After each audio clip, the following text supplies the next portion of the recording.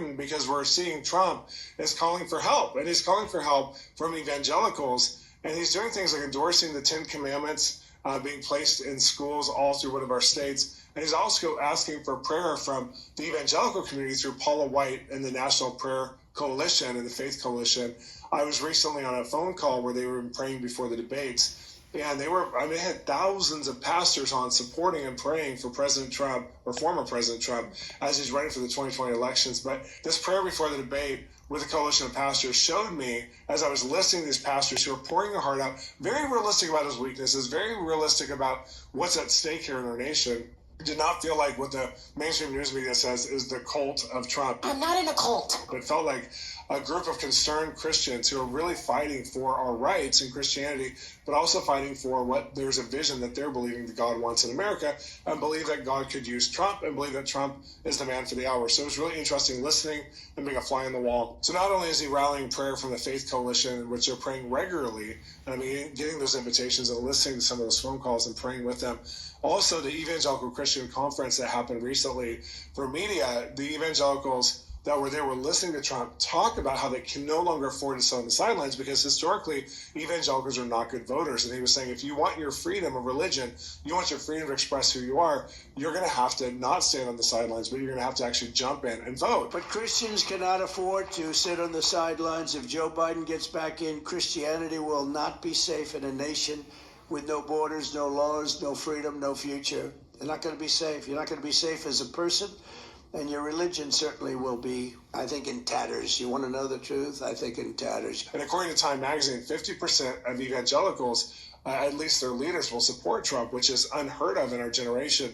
While Biden has the largest group of faith leaders in Democrats' history, but the number is 1,600. Now realize, Trump has tens of thousands of just evangelicals. He has thousands of Catholic leaders. He has thousands of other faiths like Mormons and others who are going to vote for him. And Biden, they put together a number to show we have faith-based too, but there's only 1,600 leaders. Now, most are from religions or churches that wouldn't be conservative in their values at all. As a matter of fact, a lot of these are considered progressive, left, liberal religions or religious expression of Christianity.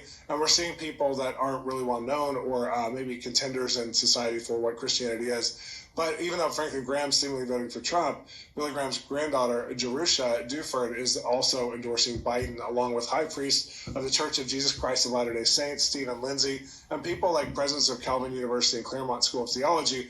Again, they're not necessarily prominent Christian voices, but they're expected that Biden will get some Christian support from people who are pro-choice, pro-LGBTQ plus and mainstream, and pro-open borders, who are faith leaders, especially those who are kind of social justice warriors without a biblical foundation or without maybe more of the biblical worldview.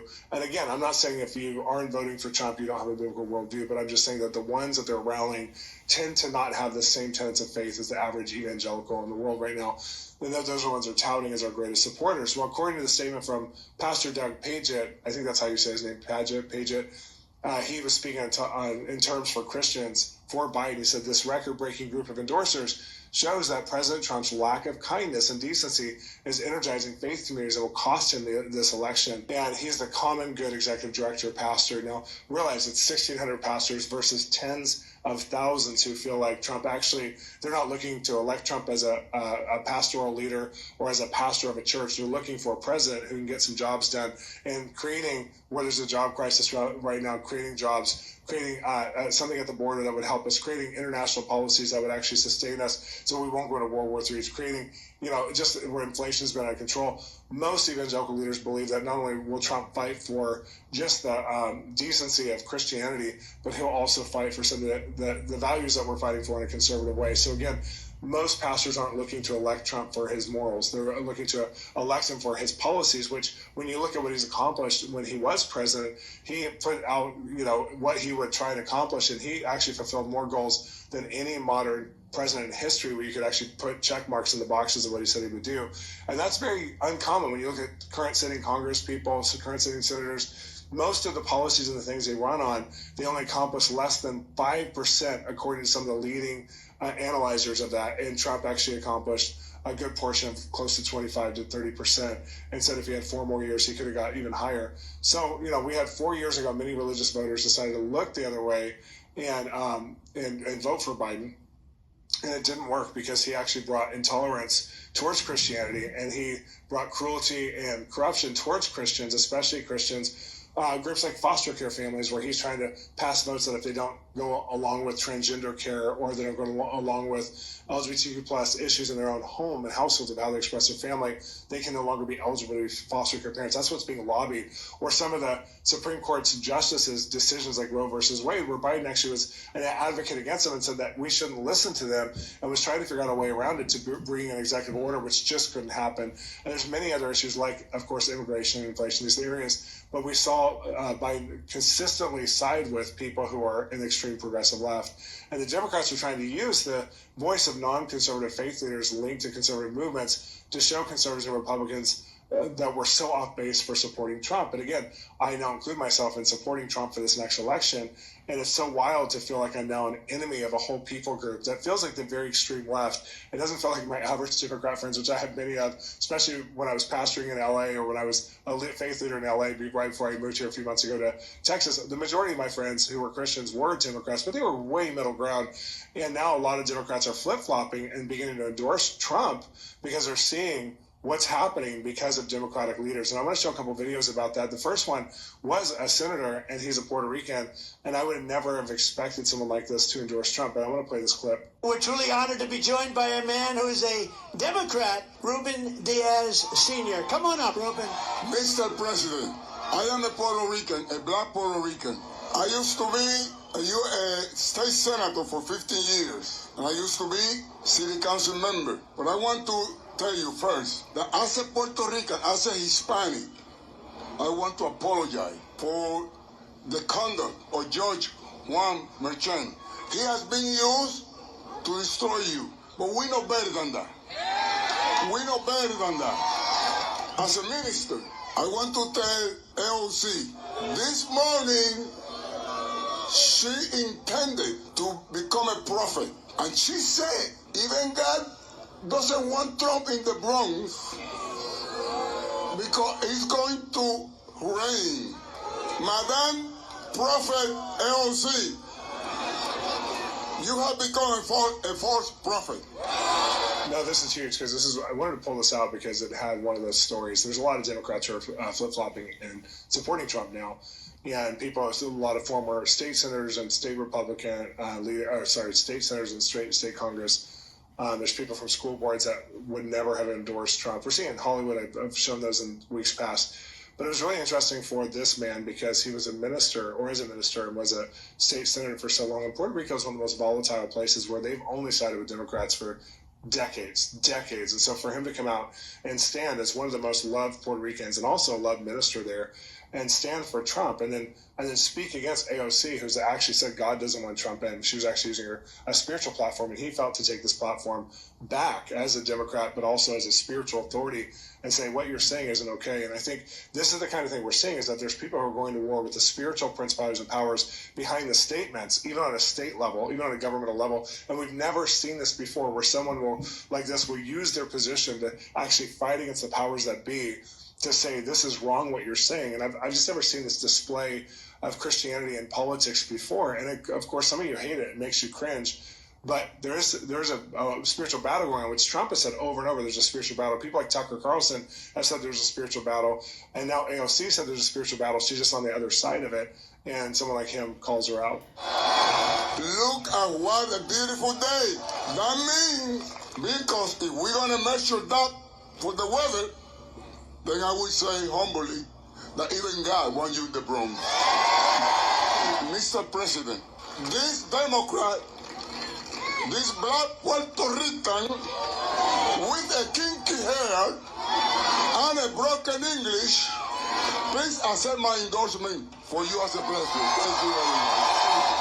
Now, again, this is a regular thing now at Trump rallies where Democrats are coming and rallying, not all reading up on the stage, but you're seeing more and more faces. And it used to be like there's this video that was shown where all these celebrities at the last elections between Biden and Trump, all these celebrities are saying, the state of our world is the state of our safety is at at stake here. Don't vote for Trump. And you have George Clooney and Julia Roberts, all these different people who are saying this. And then all of a sudden you have in these elections, some of those guys are a little bit more quiet. No, not George Clooney and Julia Roberts, but some of the other ones. And you're seeing celebrities who are big celebrities, not small celebrities, who are like, I don't care if I'm risking my whole reputation. I'm coming on over there. You see people like Tom Selleck, and you see people, I mean, there's so many of them. I've shown those as well. But people who are just fighting, Dennis Quaid, who are fighting for President Trump to become president again. And I think it's really interesting that we're at this spiritual battle. We were at a culture battle last time. And this time, culture seems to be serving Trump as well, not just Biden. And we're watching, millions of dollars raised past Biden's campaign for Trump.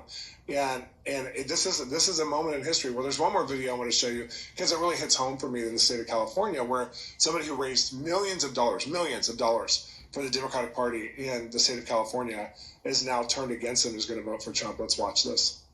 One former Democratic fundraiser who helped raise millions of dollars for former President Obama's 2008 presidential campaign is not only supporting former President Trump, she's selling her collection of Democratic collectibles. You're selling that and flipping from the left to Trump. What's causing you to do that? Well, I had a really hard time during the pandemic. I'm a single mom of 3 teenagers living in the San Francisco Bay Area. So you can imagine some of the trials and tribulations I went through. Our super liberal leftist policies with San Francisco, it's a science experiment gone awry. And it's the same thing with big tech. There's the big tech and big corporate takeover of the Democratic Party. And I think one of the signs of leadership is to be positive and to be very specific with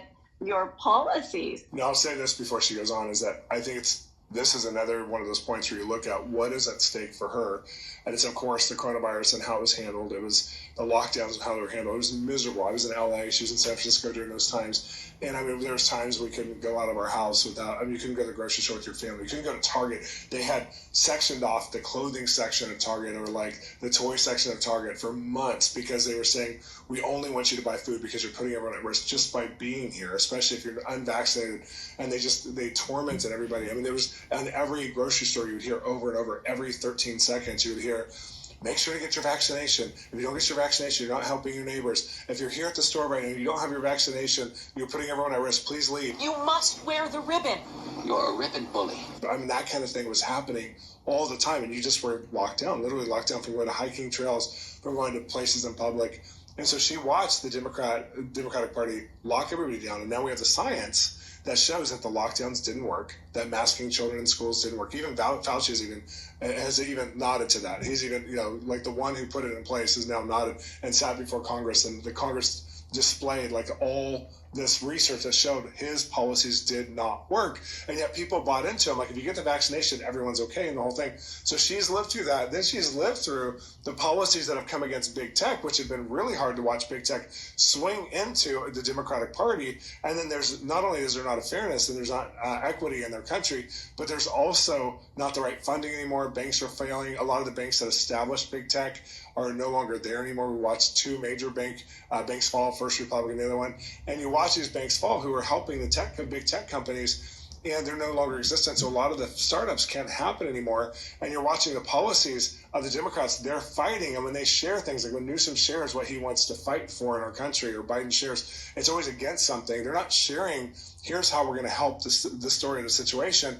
And when the press asks them direct questions, they deflect them, and they tell why the Republicans are running the country. And she's sick of it. You can tell, I've seen 2 interviews with her. She's done. And then she says, I watched Trump, and he tells what he would do and how easy it could be to change this if we would just all rally together.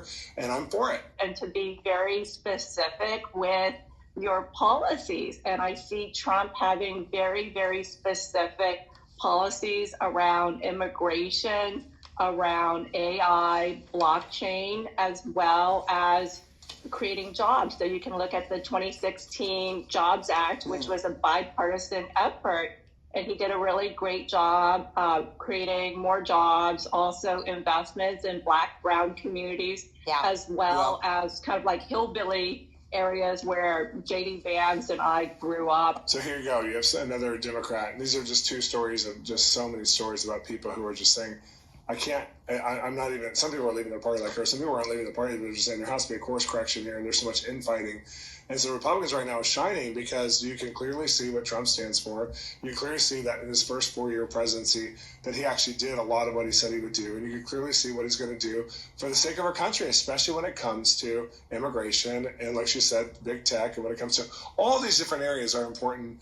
And I just see that the types of people who would put in place are actually qualified instead of a roster from Gothic comic books from Batman, like the Gotham City villains. And when you look at a lot of people Biden's put in place, it literally looks like a roster of villains. And I'm sorry to say it. I mean, externally, people are wearing what's on the inside of them, and we're seeing it over and over and over, and it's corrupt. The city is full of people ready to believe in good. And so we need a big change. And so I'm praying to this, but I wanted to just kind of bring the story up too about how Trump is rallying prayer and he's rallying the faith community. And what do you think about it? I want to hear what you think. I know many of you are not for Trump, and for those of you who when we're covering Trump this way and it's offensive, stay with me for the other stories, because a lot of the other stories are going to really help you discern. I'm not ashamed about what I'm saying about Trump, but I do know that we're talking about lots of things to lots of diverse community of people around the world.